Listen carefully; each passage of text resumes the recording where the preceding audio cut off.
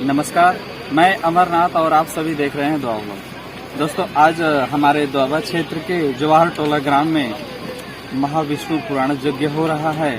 तो आइए हम इस यज्ञ स्थल पे आ चुके हैं और यहाँ पे दूर दूर से अनेकों संत महात्मा आए हुए हैं। तो आइए हम किसी एक महात्मा से यहाँ पे हम जानेंगे कि ये यज्ञ का महत्व क्या होता है, यज्ञ क्या होता है और भक्ति क्या होती है। इन सब सारी बातों को हम जानेंगे। तो आइए, हमारे साथ बुलेट बाबा हैं, हमारे बगल में बैठे हुए हैं। इनसे ही जानते हैं इन सारी बातों को और इन सब बातों को आप भी सुन करके हो सकता है कि आप लाभान्वित होंगे। तो आइए हमारे साथ वीडियो के लास्ट तक बने रहिए और ये सब सारी बातें जानते हैं यज्ञ के बारे में। सीताराम दुआबा व्लॉग चैनल के माध्यम से देख रहे सभी भक्तों से सीताराम।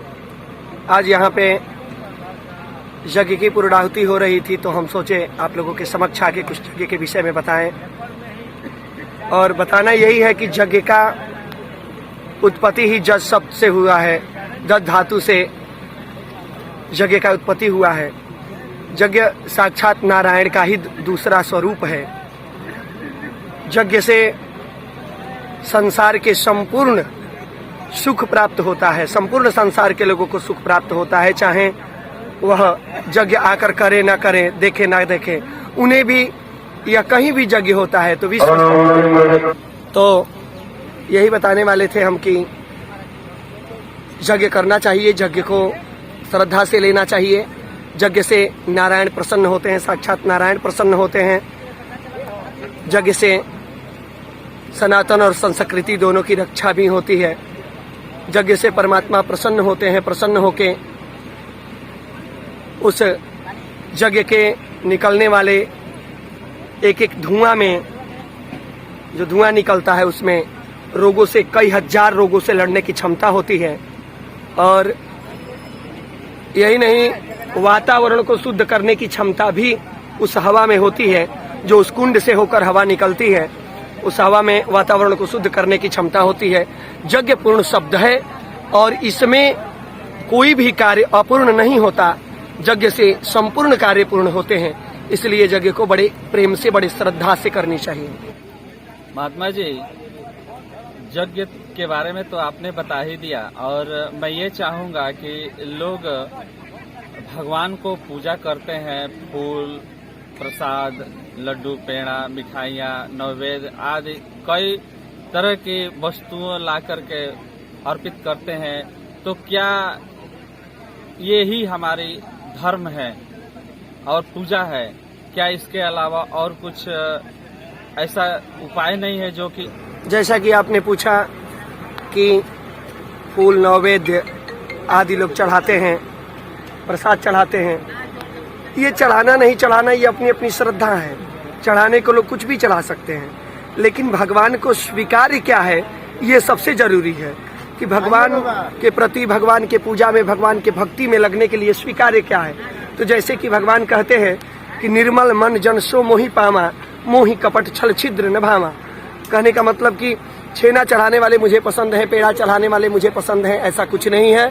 भगवान कहते हैं कि जिसका मन निर्मल है, जो जन निर्मल है, वो मुझे अति प्रिय होता है। और चढ़ाने और न चढ़ाने पर भक्ति अगर समर्पित है तो नवधा भक्ति जो भगवान ने सबरी मैया को बताया, उसमें लिखे हैं कि प्रथम भगति संतन कर संगा, दूसरी रति मम कथा प्रसंगा।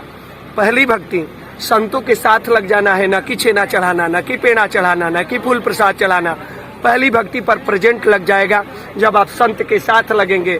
दूसरी रति मम कथा प्रसंगा, भगवान कहते हैं कि दूसरा, अगर मेरे कथा प्रसंग कहीं हो रहा हो, भगवान की कथा हो रही हो, श्रीमद् भागवत कथा हो रही हो, श्री राम जी की कथा हो रही हो, पद्म पुराण की कथा हो रही हो, ब्रह्म वैवर्त पुराण की कथा हो रही हो, ऋग्वेद, सामवेद, यजुर्वेद, अथर्ववेद की कथा हो रही हो, और उस कथा में अगर मन लगता है, रति लगता है, स्पर्धा लगता है, श्रद्धा लगता है, तो बिना छेना पेड़ा चढ़ाए, बिना फल फूल चढ़ाए आपको दूसरी भक्ति पर प्रेजेंट लग गया। गुरुपद पंकज सेवा, तीसरी भक्ति अमान। अब आप छेना चढ़ाने के चक्कर में पड़ जाते हो, आप पेड़ा चढ़ाने के चक्कर में पड़ते ही हो। ठीक है, आप चढ़ाओ, वो आपकी श्रद्धा है, लेकिन भक्ति नहीं है। भक्ति क्या है? बोले तीसरी भक्ति गुरु जी के श्री चरण कमलों से प्रेम केवल कर लेना, ये तीसरी भक्ति को प्रेजेंट कर देता है, तीसरी भक्ति पर प्रेजेंट लगा देता है।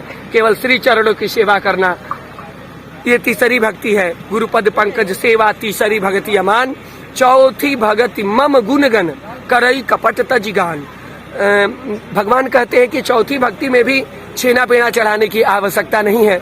चौथी भक्ति में हमारा गुणगान, भगवान कहते हैं कि मेरा गुणगान मतलब ब्रह्म का गुण। तो दोस्तों ये हमारे बुलेट बाबा जो बताए यज्ञ के बारे में कि यज्ञ क्या होता है और भक्ति क्या होती है, ये सारी बातें आपको सुन करके कैसा लगा हमें अपने कमेंट बॉक्स में जरूर बताइएगा। तो मैं चलता हूँ, फिर आपसे मिलूंगा एक नई जगह पे नई जानकारी के साथ। तब तक के लिए नमस्कार, जय हिंद।